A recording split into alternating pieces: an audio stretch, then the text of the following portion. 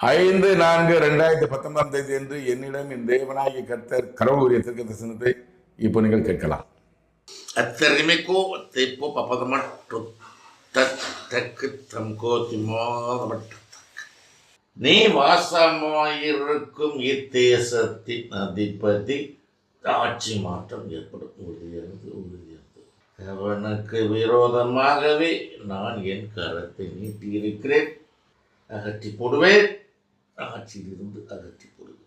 புதிய தேசத்தின் அதிபதியை நானே தேர்ந்தெடுப்பேன். நீ வாசமாயிருக்கும் இத்தேசத்தின் அதிபதி ஆட்சி மாற்றம் ஏற்படும்.